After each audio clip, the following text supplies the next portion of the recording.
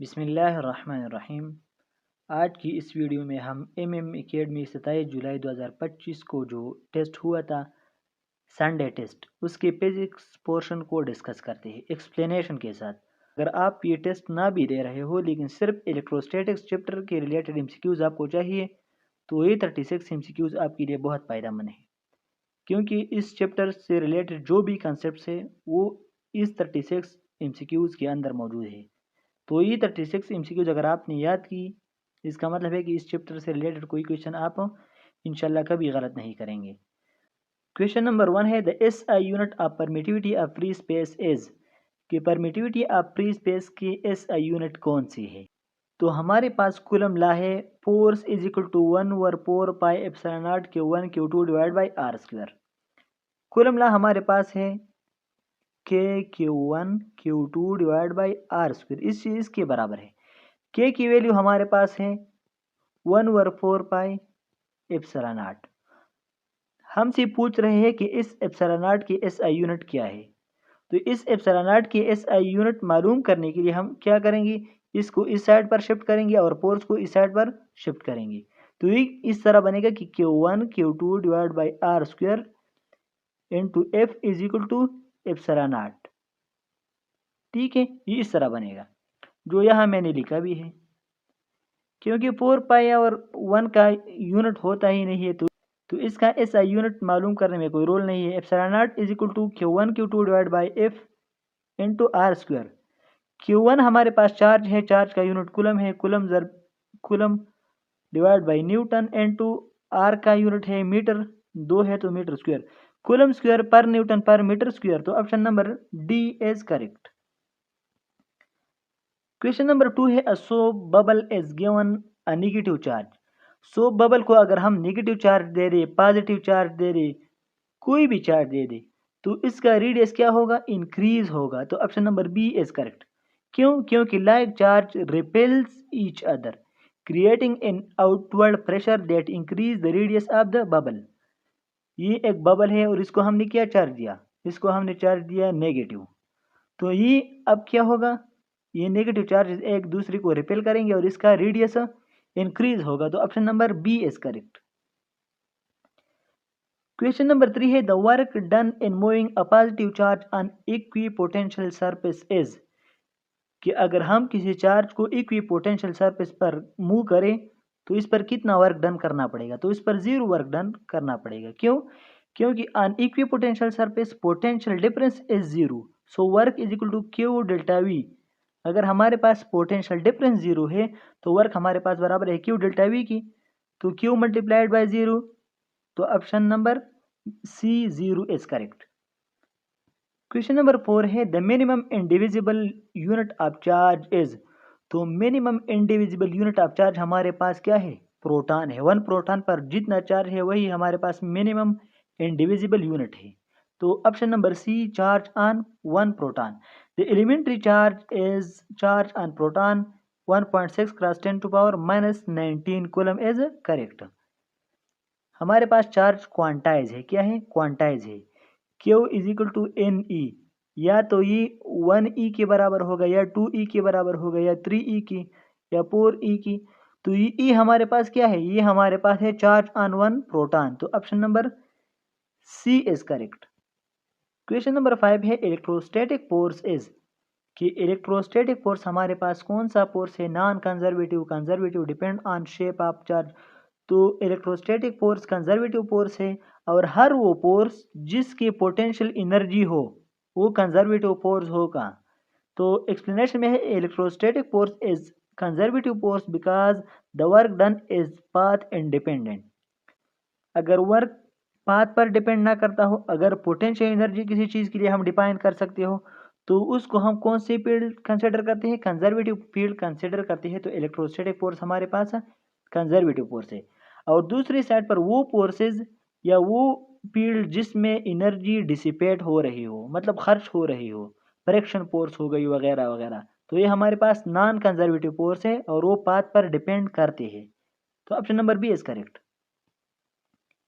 Question number 6 है electric field lines due to positive charge are.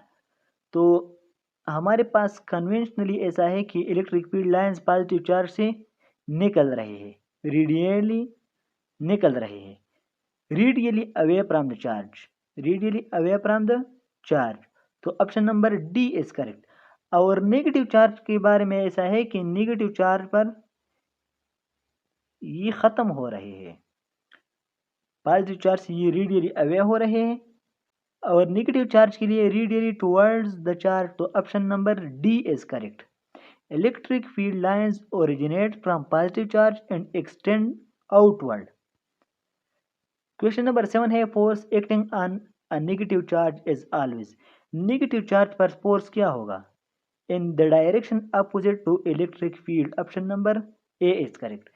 ये हमारे पास पॉजिटिव चार्ज है, ये नेगेटिव चार्ज, तो इलेक्ट्रिक फील्ड लाइंस इस डायरेक्शन में होंगी। अगर पॉजिटिव चार्ज है तो इस पर जो फोर्स लगेगा वो इलेक्ट्रिक फील्ड लाइंस की डायरेक्शन में ही लगेगा, लेकिन अगर ये नेगेटिव चार्ज है तो इस पर फोर्स इस साइड में लगेगा। इलेक्ट्रिक फील्ड लाइंस की डायरेक्शन इस तरह है और इस पर फोर्स अपोजिट डायरेक्शन में लगता है। तो option number A is correct, in the direction opposite to electric field.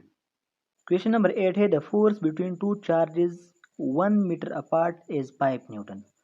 Force हमारे पास है 5 न्यूटन, इनिशियल डिस्टेंस हमारे पास है 1 metre. If each is moved by 0.25 metre. Suppose ये चार्ज 1 है और ये चार्ज 2 है, दोनों का हमने 0.25 मीटर क्या है मूव किया है। तो इसका मतलब है कि 0.25 प्लस 0.25, तो दोनों को जब हम ऐड करते हैं तो इसे आता है 0.5 मीटर। इसका मतलब है कि दोनों को हमने 0.5 मीटर मूव की है।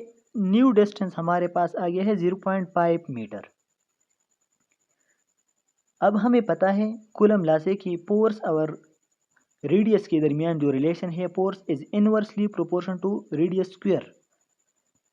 तो F1 हमसे F2 मांग रहे हैं, द फोर्स बिकम, कि अगर रेडियस इतना हो गया है तो अब फोर्स पर कितना असर पड़ेगा। तो हमारे पास F2 डिवाइड बाई F1 बराबर है R1 divide by 2 whole square. F2 divide by F1 is equal to R1 divide by R2 whole square. R1 हमारे पास 1 है, R2 हमारे पास 0.5 है, तो 1 डिवाइड बाई 0.5 को मैं 10 डिवाइड बाई 5 की तरह भी लिख सकता हूँ। तो 10 डिवाइड बाई 5 होल स्क्वायर हमारे पास हो गया। 10 का जब मैं स्क्वायर लेता हूँ तो इससे 100 आता है और 5 का जो स्क्वायर लेता हूँ उससे 25 आता है। तो 100 divide by 25 is equal to 4। तो F2 डिवाइड बाई F1 हमारे पास आता है 4। अब हमें F2 मालूम करना है, F1 हमारे पास है 5 न्यूटन, तो F2 is equal to F1 multiplied by 4, तो इससे आता है 20 न्यूटन। तो option number D is correct. Question number 9 है the force on a neutron due to a field of 10⁻² newton पर coulomb is.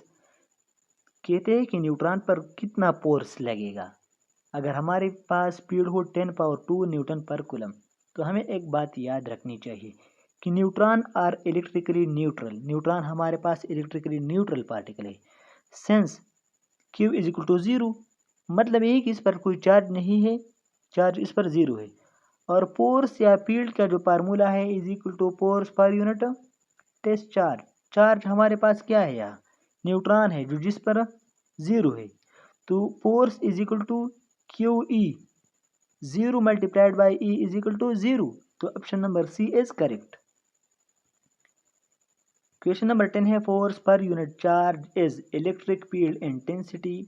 Option number B is correct. ये electric field intensity की definition है।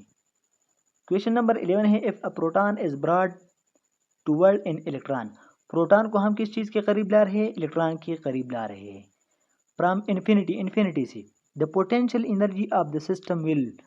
तो potential energy of the system पर क्या असर पड़ेगा, तो potential energy of the system decrease होगी। लेकिन ये MCQs बहुत अहम MCQs हैं। इससे रिलेटेड एक और MCQs भी आ सकता है, मैं उन दोनों को यह एक्सप्लेन करता हूँ ताकि अगर इस तरह MCQs आइंदा आ जाए तो आपको कोई परेशानी ना हो। A proton and electron attract each other. Proton और इलेक्ट्रॉन एक दूसरे को क्या करते हैं, अट्रैक्ट करते हैं। दे हैव अपोजिट चार्जेस, दोनों पर अपोजिट चार्जेस है। When they come closer their potential energy decreases. जब ये करीब आते हैं तो इनकी पोटेंशियल एनर्जी क्या होती है, डिक्रीज होती है। इट बिकम्स मोर नेगेटिव, ये मोर नेगेटिव बन जाते हैं। This happens because attractive force lower the energy. Attractive force क्या करते हैं, एनर्जी को डिक्रीज करते हैं जब डिस्टेंस क्या हो जाए, डिक्रीज हो जाए। हमारे पास एनर्जी का जो फार्मूला है वो है U इज इक्वल टू के Q1 Q2 divide by are. अब हमारे पास एक प्रोटॉन है और एक इलेक्ट्रॉन है, तो Q1 हमारे पास पॉजिटिव चार्ज है और Q2 हमारे पास नेगेटिव चार्ज है। पॉजिटिव और नेगेटिव जब मल्टीप्लाई हो जाए तो इससे क्या आता है, नेगेटिव चार्ज आता है। So the formula becomes U is equal to K E square, लेकिन चार्ज क्या आ गया उन पर, नेगेटिव आ गया। ठीक है, अब मजीद इसको देखते हैं। Why potential energy decrease when they come closer, potential energy कम क्यों हो रही है जब ये दोनों एक दूसरे के करीब आ रहे हैं। एक इलेक्ट्रॉन है और एक पॉजिटिव चार्ज है, ये दोनों जब एक दूसरे के करीब आ रहे हैं तो पोटेंशियल एनर्जी डिक्रीज क्यों हो रही है। हमें पता है कि as distance R get smaller, distance हमारे पास क्या हो रहा है, स्मॉलर हो रहा है। द डिनोमिनेटर डिक्रीजेज, डिनोमिनेटर हमारे पास डिक्रीज हो रहा है। So the negative value become more negative. ये जो नेगेटिव वैल्यू है माइनस के E square divide by are, ये मोर नेगेटिव हो रहा है। अगर ये ज़्यादा हो तो हमारे पास क्या होगा, पोटेंशियल एनर्जी ज़्यादा होगी। अगर आर अब क्या हो रहा है, कम हो रहा है, तो ये नेगेटिव वैल्यू मोर नेगेटिव हो रही है। ठीक है, इसलिए पोटेंशियल एनर्जी क्या हो रही है, डिक्रीज हो रही है। लेकिन ये इस सूरत में कि अगर चार्जेस क्या हो, अपोजिट चार्जेस हो। अगर सिमिलर चार्जेस हो तो फिर पोटेंशियल एनर्जी क्या होगी, इंक्रीज हो जाएंगी। ठीक है, जैसे जैसे रेडियस क्या होता है, डिक्रीज होता है। तो सिमिलर चार्जेस के लिए भी मैं एक्सप्लेनेशन यहाँ लिख चुका हूँ कि when two like charges both positive और both negative come closer their potential energy increases. अगर अपोजिट चार्जेस हो तो इनकी पोटेंशियल एनर्जी डिक्रीज हो रही है। अगर सेम चार्जेस हो तो इसके दरमियान पोटेंशियल एनर्जी क्या हो रही है, इंक्रीज हो रही है। एक बार फिर कह रहा हूँ, ये बहुत अहम कंसेप्ट है। अगर अपोजिट चार्जेस की बात की गई हो तो आपने कहना है कि पोटेंशियल एनर्जी डिक्रीज हो रही है जैसे जैसे वो दोनों एक दूसरे के करीब आ रहे हैं। लेकिन अगर सेम चार्जेस की बात की हो तो फिर पोटेंशियल एनर्जी रेडियस के साथ इंक्रीज हो रही है। This is because they repel each other and bringing them closer required work. ये जैसे जैसे एक दूसरे के करीब आ रहे हैं, एक दूसरे को क्या कर रहे हैं, रिपेल कर रहे हैं। तो इन दोनों को करीब लाना क्या चाहिए, उनको वर्क की ज़रूरत है। That work get stored as electrostatic potential energy, और ये जो वर्क हम कर रहे हैं इलेक्ट्रोस्टैटिक पोटेंशियल एनर्जी की सूरत में क्या हो रही है, स्टोर हो रही है। तो फार्मूला हमारे पास वही है कि Q1 Q2 divide by are. लेकिन इस सूरत में अब हमारे पास चार्जेस क्या है, सेम है। पॉजिटिव पॉजिटिव या नेगेटिव नेगेटिव, दोनों की सूरत में क्या आता है, जवाब पॉजिटिव आता है। तो अब पर same charges Q1 Q2 is positive, so U is positive, मतलब एनर्जी क्या हो रही है, इंक्रीज हो रही है, पॉजिटिव है। As distance R decrease positive, U क्या हो रहे हैं, एनर्जी क्या हो रही है, मोर पॉजिटिव हो रही है। मोर इंक्रीज मतलब ज़्यादा इंक्रीज हो रही है। तो इसलिए हम कह रहे हैं कि इलेक्ट्रॉन और प्रोटॉन के दरमियान अगर बात की गई हो तो फिर एनर्जी हमारे पास डिक्रीज हो रही है। लेकिन अगर प्रोटॉन प्रोटॉन की बात की हो या इलेक्ट्रॉन इलेक्ट्रॉन की बात की हो और कह रहा हो कि इस दोनों को हम एक दूसरे के करीब ला रहे हैं तो फिर क्या होगा, एनर्जी हमारे पास फिर इंक्रीज होगी। ठीक है, क्वेश्चन नंबर 12 है capacitance of parallel plate capacitor can be increased by. तो capacitance of parallel plate capacitor का जो फार्मूला है C equal to epsilon naught A divide by D। तो जैसे जैसे डिक्रीज करते हैं कैपेसिटेंस क्या होता है, इंक्रीज होता है। तो option number D, decreasing the distance between the plates, is correct. Question number 13 है the ratio of the pores between two charges in air and in a medium of dielectric constant is. तो हमें ये मालूम होना चाहिए कि pores medium में, pores in air divide by force in medium, ये हमारे पास बराबर है डाई इलेक्ट्रिक कांस्टेंट की। तो नीचे अगर हम 1 लिखे तो कोई मसला नहीं है।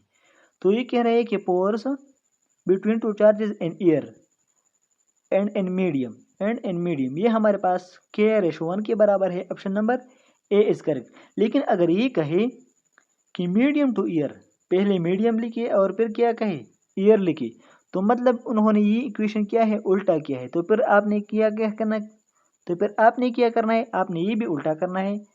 और मीडियम टू पोर्स के बारे में 1:k है, ईयर टू मीडियम के बारे में k/1। तो option number A k/1 is correct. Question number 15 है which is the correct relation. Correct relation हमारे पास इसमें कौन सा है, तो हमारे पास Q = CV ये फार्मूला है, हमें पता है। ऑप्शन नंबर सी में यही फार्मूला है, V = Q/C, potential = charge divide by capacitance. तो option number C is correct. Question number 16 है व्हेन 10⁻19 इलेक्ट्रॉन आर रिमूव्ड। तो हम अगर किसी चीज़ से इलेक्ट्रॉन रिमूव करते हैं तो उस पर कौन सा चार्ज आता है, पॉजिटिव चार्ज आता है, इसलिए माइनस वाले किसी को आप यहाँ क्रॉस करें अभी से। From a neutral metal plate the electric charge on it, तो इस पर कितना इलेक्ट्रिक चार्ज आएगा, तो हमें पता है Q = Ne। एन हमारे पास क्या दिया है 10⁻19, जबकि E की जो वैल्यू है वो हमारे पास है 1.6 × 10⁻−19 कूलम।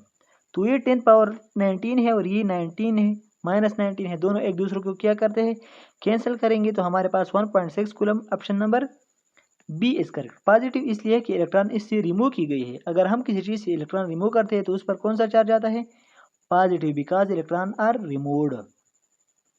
क्वेश्चन नंबर 17 है an alpha particle is accelerated through a potential difference of 10⁻6 volt. Volt हमारे पास है 10⁻6, the kinetic energy will be, और आप क्या करें, अल्फा पार्टिकल की काइनेटिक एनर्जी मालूम करें। तो काइनेटिक एनर्जी की का फार्मूला है काइनेटिक एनर्जी = QV। V हमारे पास पोटेंशियल है 10⁻6 और Q हमारे पास क्या है चार्ज 2, क्योंकि अल्फा पार्टिकल पर डबल पॉजिटिव चार्ज होता है, तो Q = 2E। 10⁻6 हमारे पास बराबर होते हैं मेगा के, तो ये 2 mega electron volt. Option number C is correct. Question number 18 है an electric field can deflect. Electric field can deflect neutrons नहीं, एक्सरेज नहीं, वो गामा रेज नहीं, none. Option number D is correct because all options are uncharged particle are waves. Electric field affect only charged particle. Electric field can affect only charged particle, ये आप याद रखिए। Option number D is correct. Question number 19 है in RC series circuit after 5 time constant the charging current is. तो option number A 0, क्यों, क्योंकि after 5 time constant capacitor is nearly fully charge, तो current क्या होगा 0 होगा। कैपेसिटर 5 टाइम कांस्टेंट के बाद तकरीबन पूरी चार्ज होता है, तो option number A is correct. Question number 20 है two charges 10 microcoulomb and 20 microcoulomb are separated by distance D if distance is halved force become, कि दो चार्जेस है 10 माइक्रोकूलम और 20 माइक्रोकूलम, दोनों को सेपरेट किया है डिस्टेंस डी सी। इफ डिस्टेंस इज हार्ड, अगर डिस्टेंस को अगर हम हाफ करें फोर्स पर क्या असर पड़ेगा, तो हमें पता है F is directly proportional to 1/r square. F2 divided by F1 is equal to R1 divided by R2 square whole square। ठीक है यहाँ तक। तो R1 हमारे पास क्या था D डिवाइड बाई R2 हमारे पास क्या है D डिवाइड बाई 2, क्या है D डिवाइड बाई 2, मतलब इसको हाफ किया है होल स्क्वायर। तो ये डी के साथ कैंसिल होता है, ये 2 डबल डिवीजन में है, ये ऊपर आएगा, तो क्या बनेगा F2 divide by F1 is equal to 2 square. तो 2 स्क्वायर से क्या आता है F2 divide by F1 is equal to 4। हमें क्या मालूम करना है F2 मालूम करना है, F2 is equal to 4 F1। तो option number D is correct. अगर डिस्टेंस को अगर हम हाफ करते हैं तो क्या फोर्स पर क्या असर पड़ेगा, फोर्स 4 टाइम इंक्रीज होगा, क्योंकि फोर्स और डिस्टेंस का जो रिलेशन है वो क्या है इनवर्स स्क्वायर है। Option number D is correct. Question number 21 है the SI unit of electric field intensity. Electric field intensity का यूनिट न्यूटन पर कूलम भी है और वोल्ट पर मीटर भी है, तो इसलिए option number D both A and B is correct. Question number 22 है the capacitor will be fully charge during 25 second. कि कैपेसिटर हमारे पास 25 सेकंड्स में पूरी चार्ज हो गया, तो इसका टाइम कांस्टेंट क्या होगा। तो हमें पता है कि कैपेसिटर पाइप टाइम कांस्टेंट के बाद फुली चार्ज होता है, नियरली फुली चार्ज। तो 25 सेकंड का मतलब है कि इस पर पाइप टाइम कांस्टेंट गुजरी है, इसलिए नियरली फुली चार्ज है। Capacitor charges fully in five time constant, तो 25 second is equal to five time constant. तो टाइम कांस्टेंट दोनों साइड पर डिवाइड करें, पाइप जार 1, पाइप जार 25, तो टाइम हमारे पास क्या आ गया 5 सेकंड। तो इसका वन टाइम कांस्टेंट किस चीज के बराबर है 5 सेकंड के, तो option number B is correct. Question number 23 है the potential at the mid point of a dipole charge will be. तो मिड पॉइंट ऑफ डाइपोल पर पोटेंशियल क्या होगा, मिड पॉइंट ऑफ डाइपोल पर हमारे पास पोटेंशियल 0 होगा। Equal and opposite charges potential cancel at mid point, so net potential is equal to 0। क्यों, क्योंकि equal and opposite charges क्या करते हैं, एक दूसरे के असर को कैंसिल करते हैं, तो नेट पोटेंशियल हमारे पास क्या होगा 0 होगा। Option number A is correct. Question number 24 है charge is a physical quantity that is scalar and derived. Option number B is correct. Charge is a scalar quantity, it has magnitude only, no direction, it is derived from current and time, so it is scalar and derived. Option number B is correct. Question number 25 है a proton is placed in electric field of 10 power 6 volt per meter, electric force on it is। तो electric field intensity का formula है force per unit charge, force का formula है E into Q, energy हमारे पास है 10⁻⁶, और charge हमारे पास क्या है, प्रोटॉन पर जितना चार्ज है वही है, ठीक है। तो क्यू हमारे पास है 1.6 cross 10⁻⁻19 coulomb multiplied by 10 into 10 multiplied by 10⁻⁶ volt पर मीटर। तो ये क्या आता है, इसे आता है 1.6 क्रॉस 10⁻⁻13 कूलम, क्योंकि -19 प्लस 6 से क्या आता है -13 आता है, तो इसलिए option number B is correct. Question number 26 है the electric field at 100 centimetre from 10 microcoulomb charge is. अगर चार्ज हमारे पास 10 माइक्रोकूलम है तो 100 सेंटीमीटर दूर इससे इलेक्ट्रिक फील्ड कितनी होगी। तो इलेक्ट्रिक फील्ड हमें पता है कि डिस्टेंस की इनवर्स स्क्वायर के साथ रिलेटेड, तो फार्मूला है हमारे पास electric field is equal to K Q और आर स्क्वायर। के हमारे पास है 9 क्रॉस 10⁻⁹, क्यू हमारे पास है 10, क्या है 10 माइक्रो की जगह, और हमारे पास रेडियस क्या है 100 सेंटीमीटर है, 100 सेंटीमीटर हमारे पास 1 मीटर के बराबर है, तो इसलिए 1 स्क्वायर, तो इससे आता है 9 इंटू 10⁻⁴ न्यूटन पर coulomb. Option number A is correct. Question number 27 है the potential difference can be measured in unit of. तो पोटेंशियल डिफरेंस को हम वोल्ट में मेजर करते हैं। Option number B is correct, ये इसका एसआई यूनिट है वोल्ट। क्वेश्चन नंबर 28 है a capacitor store energy in electric field. Option number A is correct. Question number 29 है the proton accelerate between 2 point with potential difference of 1 volt. Proton है और volt हमारे पास क्या है 1 volt है। द एनर्जी गेन्ड बाई, तो energy का फार्मूला है इज इक्वल टू QV। तो प्रोटॉन पर कितना चार्ज होता है 1.6 × 10⁻⁻19 कूलम, और वोल्ट हमारे पास 1 वोल्ट है, तो ये हमारे पास बराबर होगा 1 इलेक्ट्रॉन वोल्ट। तो option number A is correct. Question number 30 है the capacitor will B charge during. तो ये अभी हमने कहा कि कैपेसिटर नियरली चार्ज होता है फुली पाइप टाइम कांस्टेंट के बाद, तो option number D is correct. Question number 31 है two bodies A and B have charges -2 microcoulomb and 4 microcoulomb. दो बॉडीज है जिन पर चार्जेस है -2 माइक्रोकूलम और 4 माइक्रोकूलम। सेपरेशन इनके दरमियान एक स्मॉल डिस्टेंस है। The force between them is 10 Newton. इनके दरमियान जो फोर्स है वो 10 न्यूटन के बराबर है। If each body is given -6 microcoulomb, अगर हर एक बॉडी को हम क्या दे दें -6 माइक्रोकूलम चार्ज दे दें, then force between them will be, तो इनके दरमियान नया फोर्स क्या होगा।